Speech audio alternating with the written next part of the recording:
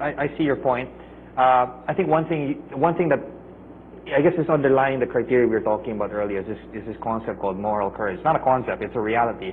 And I think every president, regardless of your leadership style, whether you have more competence and charisma, or whether or not you have a larger set of stakeholders to satisfy versus the general public, I think a leader who is decisive and has that moral courage to do what's right, or what he or she feels is right, notwithstanding what the polls say, or notwithstanding what he or her closest advisors say, I think that's an important thing. Decisiveness, I think, is a good thing, and underneath decisiveness is that moral courage. Moral courage should come first, or decisiveness?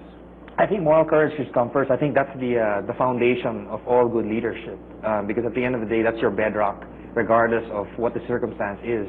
The character is just as important, and once you know where you stand, then the decisions are going to be less difficult. I'm not saying they're going to be any easier, but at least you know where your compass is, and whether or not you follow that will determine what you take away with you from the presidency. Because presidents are human as well. They all step down one day or the other.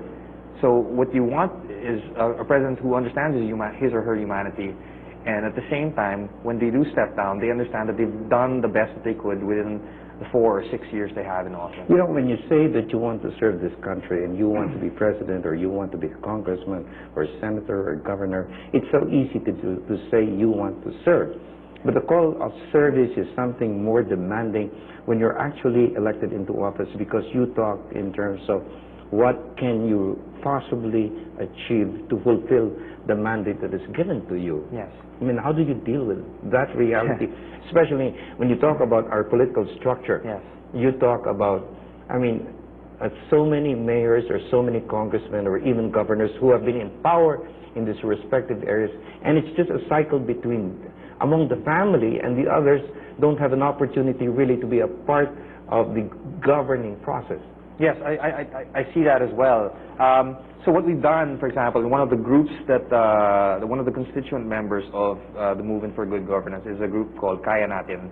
And what Kaya Natin has done is identified how these leadership principles, despite the demands and the difficulties you mentioned, are applied in practice. So we've actually put the same criteria together, the effective, ethical, and empowering leaders framework, and we've identified that in the local government, where really the action is, and it's also more tangible to look at the results and performance there. So we've been constantly looking for new champions, and to me personally, it's been gratifying to see that we've had different champions all over the country. We have around close to 50 now that we can say that are upstanding leaders in their own way.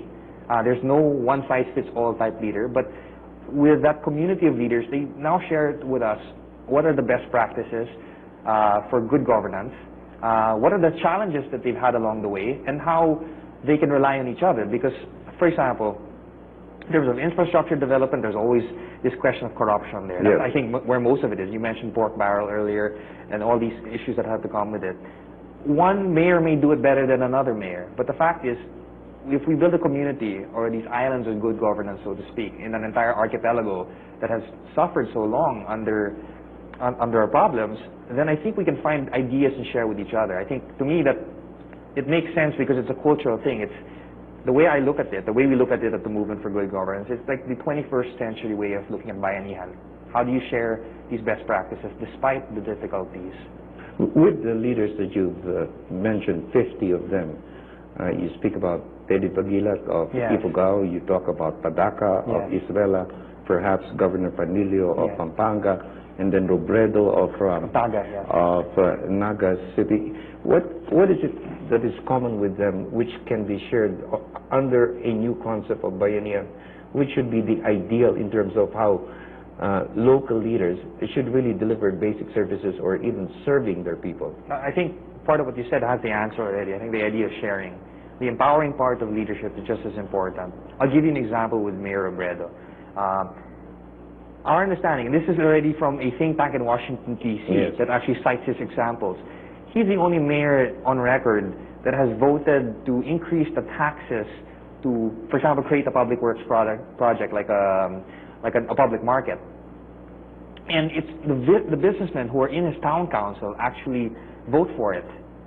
Businessmen who don't who usually vote against tax increases are smart businessmen. But in this case, they realize that the public sector will deliver because he really shares everything he has in terms of his knowledge, his ideas, and programs to make it work. So if you look at that from the Naga City point of view, wherein there's a lot of sharing of ideas, a lot more consultation, and they get things done, we think that's a formula that even the others are either learning from or either doing things on their own. Like, for example, in Cabaratuan, Mayor Lorenzo is doing the same thing in terms of her own programs, more empowering, less dependency, less patronage politics. So I think the common area there and the common virtue there is the idea of sharing capabilities, opening up governance to people. And I think in the local setting, it's a lot more tangible. You can do that in the local setting because your constituents are right in front of you and they keep watching you. And at the end of it, there's this nice coexistence there, and there's a good check and balance. So that's why local governance is also a key area. Okay, we'll continue with Convergence after we pause for these reminders. We'll be back.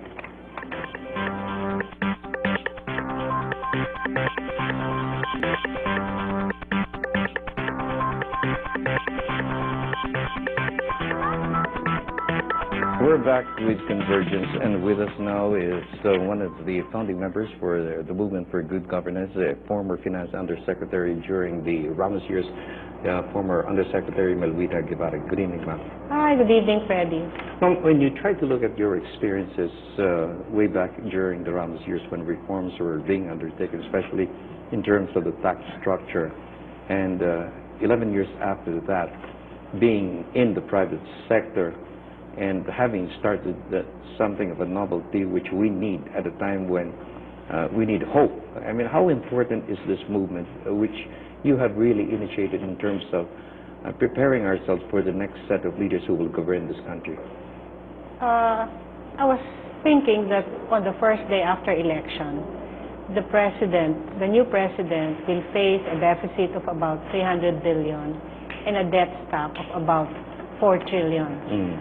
So, a poverty incidence of more than 1/3.